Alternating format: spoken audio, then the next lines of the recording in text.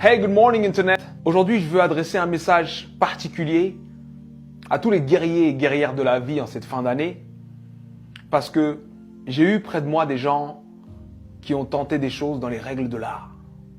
J'ai moi-même plusieurs fois dans ma vie tenté des choses dans les règles de l'art, c'est-à-dire la motivation y était, la planification y était, la foi y était, tout y était et ça n'a pas marché.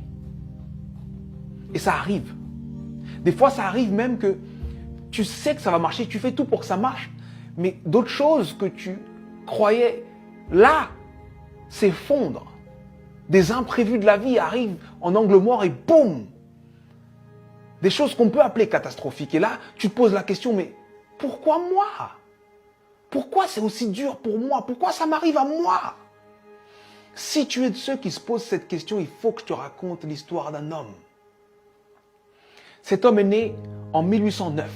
En 1816, à 7 ans, forcé à travailler parce qu'on est en train d'expulser sa famille. En 1818, il perd sa mère. En 1828, il perd sa sœur. En 1831, il lance son premier business et il fait faillite. En 1832, il se présente aux élections législatives. Il perd.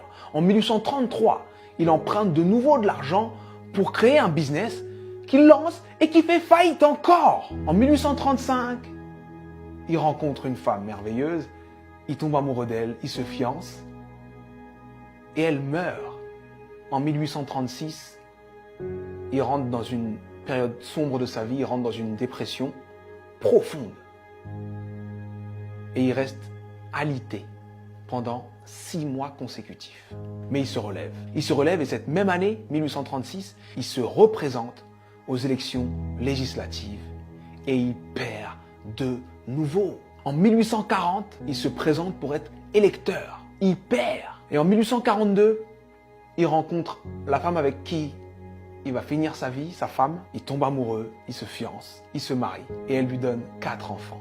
Et il en perd 3. En 1843, il se présente au Congrès et il perd. En 1845, il se présente de nouveau au Congrès et il perd de nouveau. En 1850, son fils meurt. En 1854, il se présente au Sénat, il perd.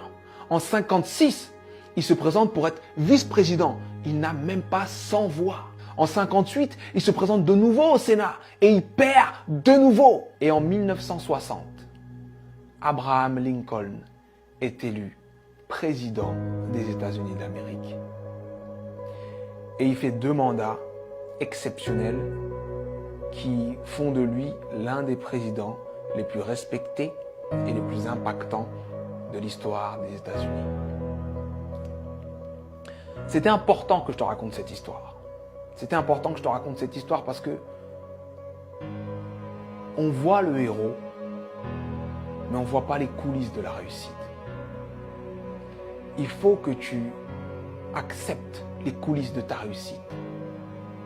Peu importe la difficulté, peu importe ce qui se passe, peu importe ce que tu dis, sache que tant que tu respires, ton but t'attend. Tant que tu respires, ton rêve t'attend. Et je vais te dire une chose que je veux que tu gardes dans ta tête et dans ton cœur le plus longtemps possible et que tu te répètes le plus souvent possible.